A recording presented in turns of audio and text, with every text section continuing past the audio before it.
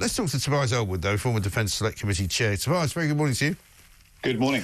So, quite a bit to talk about today, Tobias. I mean, what do you make of this Chinese story? Because I'm slightly puzzled by it. The Duke of York invites a Chinese man who appears to be a spy into the sort of inner circle at Windsor. He's not allowed to be named for some reason. Some MPs may name him later on today. People seem quite relaxed about it, but I'm not so sure that we should be, should we? No, I'm with you on this one. I don't think it's necessary for us to know the name immediately, as long as MI5, MI6 and government realise how serious this is, and they will do the investigation and report back to Parliament in due course. This sudden witch hunt right now to find out what's going on this particular operational issue misses the bigger picture that you touched on, that this is becoming the norm. Yeah. This is what China does. It's an economic powerhouse, and it looks for any advantage to gain over its competitors. And one of the ways it does that is through developing contacts at very, very high levels to steal secrets, to exert influence, look for vulnerabilities. And there's very much in the case with Prince Andrew, given what he's gone to. And there are perhaps questions for the royal household to say, understandably, why they distance themselves because of what Prince Andrew had done. But he still needs to have people around him to offer that advice to make sure that he is protected in the necessary ways. The bigger picture here is the fact that coercion, espionage, the theft of intellectual property and so forth is what China and other countries now do, taking advantage of our openness and our transparency. It's called sub-threshold war, grey zone war, and China's very good at it, and we're not very good at standing up to it. And we need to recognise that's one of the reasons why we need to spend more on defence. Yeah, I mean, I spoke to a diplomat in the last hour who was kind of playing it down a bit and saying, well, Prince Andrew's not really, plugged into anything particularly important. But I would have thought if you're a Chinese spy and you report back to your handlers that you've managed to bag what I would regard as a whale, Prince Andrew, a pretty high-profile figure, pretty high-profile individual, that I would think the Chinese would be pretty happy with that. They'd go, well done, because he can get you into all sorts of places. And we know that Andrew was using his address for the sort of the think tank organisation that he was starting up, which had links to China. This guy we know met, David Cameron, was photographed with him, certainly met Theresa May. He also apparently met Brandon Lewis when he was Tory party chairman in 2018. No suggestion that anybody did anything wrong. I mean, I don't know about you, Tobias. Did you ever meet this guy, or do you think you met him?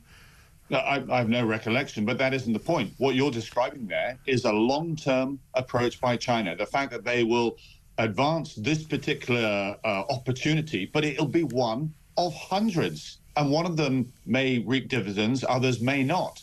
This has been going on for years and years and years and years. This isn't something recent. And that's the concern I have, is where else is this happening? Not just connected perhaps with the royal family or indeed with politics or our diplomatic circles, but in our commercial sector, in our academia and so forth. And there is an absence, I'm afraid, and it goes back to the last government as well, of clarity as to what do we do with a rising China? What do we do with the China that we have to work with on some levels, but absolutely they are breaking the rules on others, and we need to stand up to that. And also, you could have met him, right? You could have been in some reception somewhere inside the Houses of Parliament. I've been at a few of those things. You can't possibly know who everybody is in the room. The people who are spying might not even be, if they're spying for China, Chinese. You just don't really have a clue. I mean, again, I was told by my diplomatic contact, my friend, he said, well, you can't vet everybody that goes into the Houses of Parliament. Well, why not? Well, they are vetted. They should be if they're working. If they're going and visiting. No, but if you're coming to a party, so you're coming to a reception. I'm going to one on Thursday, right? I'm saying, I don't care how big the number is. Maybe it's 100 people. Surely they should be vetted in some way, shape or form, shouldn't they? Well, there will be a cost implication to that, and perhaps that's something that the Parliament will now certainly consider. But I think throwing the net that wide isn't going to focus on the bigger picture here.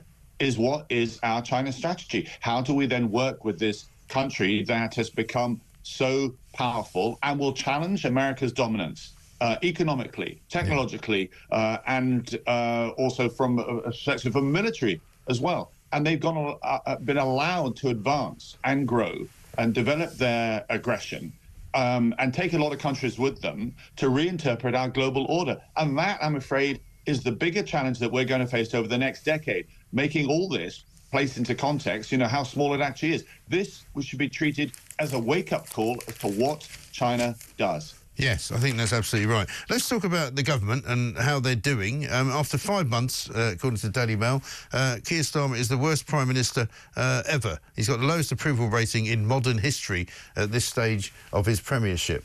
How has he managed to do that? It's difficult to understand what's going on. Clearly, on the bigger picture, everybody was complaining about the Conservative government, and I should say quite rightly. We were looking inept at the end of the day. People weren't loyal to the Prime Minister at the time, and there was at least 5 tribes I can think of that were arguing amongst each other. Yeah. And it shows that running our country in these difficult times is tough, and you need to have done your homework. I think there's a question then to be asked as to why more couldn't have been done in their time leading up to government. I would love to have seen, for example, the rollout of modular nuclear reactors. That could have been sorted out straight away. So there are some big decisions in the way that we're seeing Donald Trump. You know, whether you agree with him or not, he is taking the time to stack up a load of policies which we know he'll introduce on the first day itself. So it's still early days. And this idea somehow that, you know, the Conservatives or indeed any party could then push them aside and govern, I think we should need to take that with a pinch of salt. The Conservatives have got a long way to go to regroup, to understand what even slice of the electorate we're actually after, that we want to represent. There are some bigger questions there which Cambridge Benedont is advancing. But ultimately, yes, government is tough. There's no doubt about it during these difficult times. We all want to see, I think you and I agree, increase in defence spending. But where will that money come from?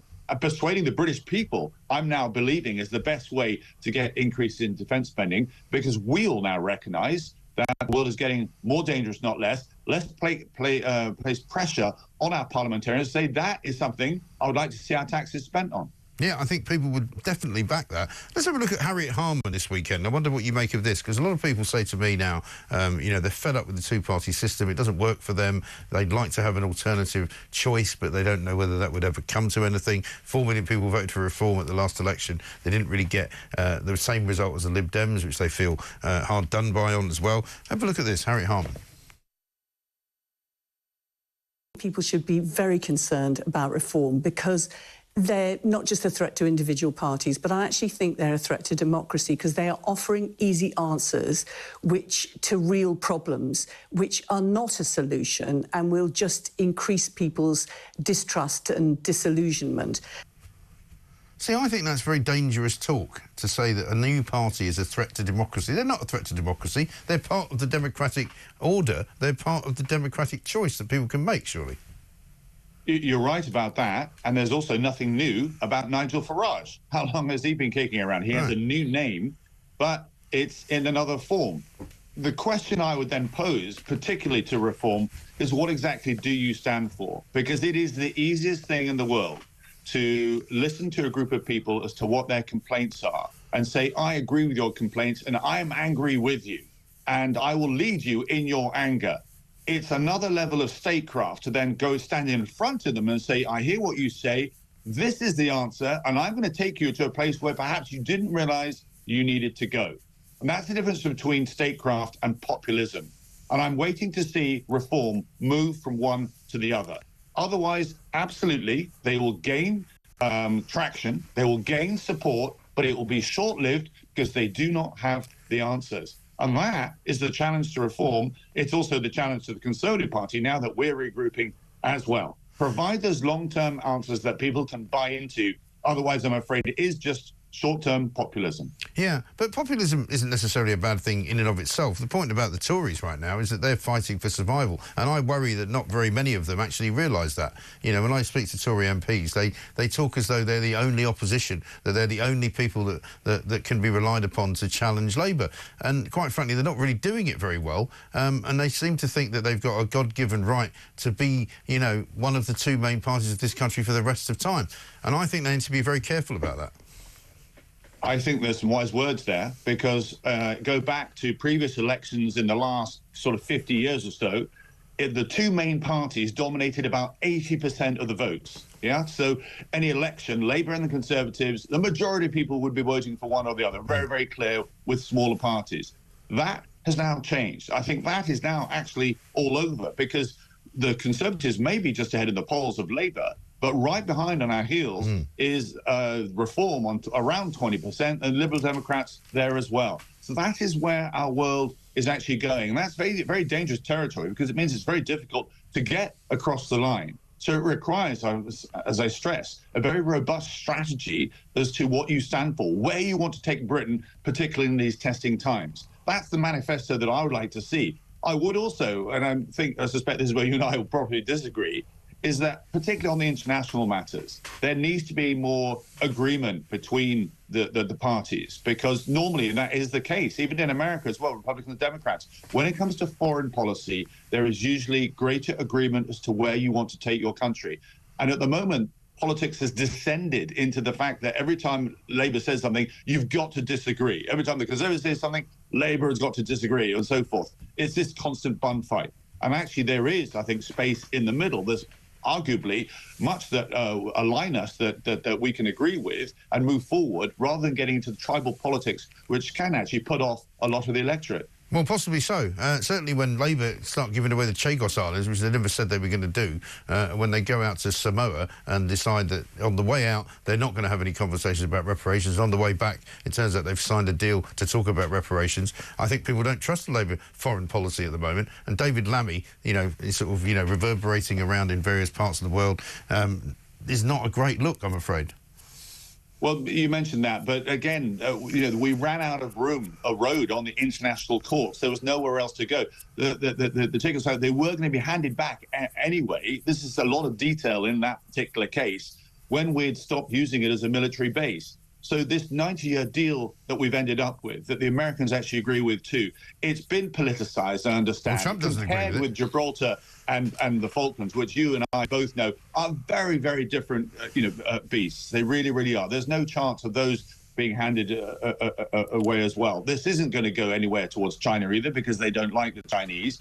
It's up to us now. We have a deal that lasts 90 years to keep that relationship warm, and it would continue. But internationally, in all the international courts, the road had run out. We weren't able to go anywhere else, otherwise they lose it completely. So we've ended up with something which actually does work. But it's a bit of a big distraction compared, let's go back to the original discussion that we went to. What's China up to? What's Russia up to? What's Iran up to? And how has the Britain and the West over the last 10, 30 years or so become so risk-averse in standing up to the changes that we're seeing? That's the bigger picture that we need to discuss. I think so. And Britain right now looks pretty irrelevant on the international stage. That's another story for another time. Tobias Ellwood, thanks very much indeed. Former Defence Select Committee Chair.